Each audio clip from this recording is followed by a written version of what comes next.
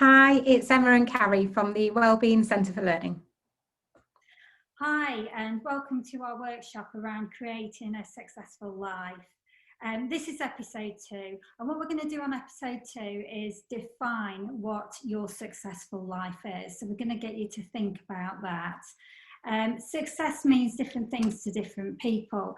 It can look very different from one person to the next about what they want to achieve in their life and how they mark success. For one person, it might be having successful relationships. For another person, it might be totally career orientated or business. So, you know, it can, how we view ourselves and perceive our successfulness can be very different. So things that it will usually include for many people are finances and wealth, relationships, life purpose and positive impacts that you make on your community, your relationships with your community, your career, and also, you know, your security are all measures of whether you feel successful in your life.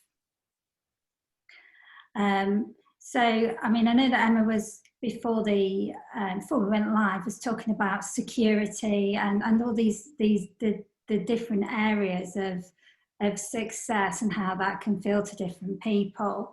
So why is security so important, Emma? Why is that such a strong key success?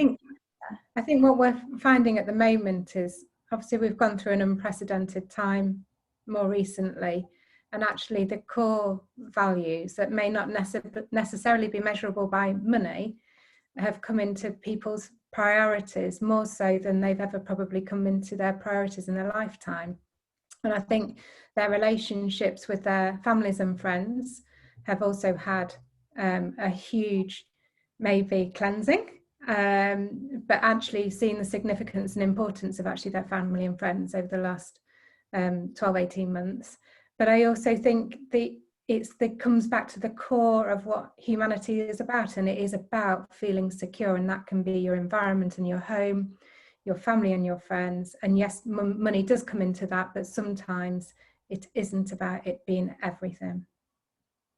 Okay, so again, different feelings for different people on the different factors. So I think what we really want to achieve with you guys today is to just get you to think about what a successful life actually looks like and feels like to you. So we want you to take some time to sit down on your own and go through all the different areas in your life and what is important to you, which areas are important. And we want you to sit and visualize how you feel about them, how, you know, how if you change things, how that would feel for you. So we want you to visualize those areas. It's about putting pen to paper. With things like this, once you write it down, it becomes a bit more real. And I think it's like sending a letter home or something like that. You've actually consciously got to think and care about what you're doing and why you're doing it. And sometimes it can be really handy to have, if you've got a close friend or family that can work with you through this, then that can often help, because they can keep on asking the questions. And what I would try and do is as much as you can do it in a concentrated period of time. So give yourself 5 or 10 minutes, no more, to actually just keep on asking yourself the questions of which is the priority and which areas in your life you believe that you want to work on. Because if you procrastinate it over a few days, what you might find is that you don't get the genuine gut reaction that you need in order to prioritize what you're doing. That's really great advice. So what areas, Emma, do you think that we kind of need to look at as a whole for people to go through and to prioritize into order? What are those areas, Emma? I think there's, at the moment, there may be your business or career as one, your relationships. So question around your relationships, that includes your friends and family. There's a financial element around what you need. or what you want to be earning or producing through a company. There is that ambition around that as well. There's personal growth and personal development. So what else do you need to be doing to personally thrive and maybe exceed what you're actually trying to achieve? There's also those contributions that you've got from both the community and your environmental area. So whether that's maybe the home you're living in or in the area that you're living in. So there's can be questions around that at the moment. But those for me would be the key areas that I would start with. It's just as a starting point to get you moving and thinking about what you want to be doing and what you want to be assessing in your life. And we do have a wellbeing on a website as well, don't we?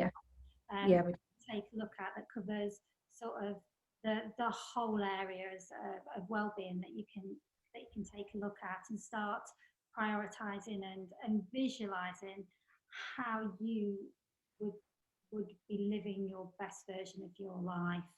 Yeah. So I know that you use quite a lot of techniques, the same as I do. It's about vision boards and mind mapping, you know, pen to paper, you know. Yeah. You were saying earlier when we were discussing it that some people like to feel it, so you can even have vision boards that have got sensory experiences on, can't you? Like, absolutely. Yeah, I mean, it's got to be personal to you. A vision board has to be truly individual. There will be no vision board the same ever, because if you're a kinesthetic person and you like to touch, feel things, then that, you know, if you're doing a vision board and you want to feel, I don't know, fabric or something like that represents what the mood you're feeling, then that's the way to do it. I think if you prefer sort of learning in a sort of a visual way, then a vision board is a fantastic way, and you can use words, images, there's many different things that you can use in it. And from an auditory point of view, if you prefer to hear it, then what I would maybe suggest is record it. So if you've got your phone with you or something like that, or do what we're doing, record yourself and then go back to it and listen to what you're saying and where you feel that your priorities are, but maybe work again with somebody to do that with you. And so these are all techniques that we use. So I suppose what we want you to do now is to go away, do your mind mapping, your visualizations, and prioritize, decide what area of your life that you want to focus on to be successful, to create that successful life.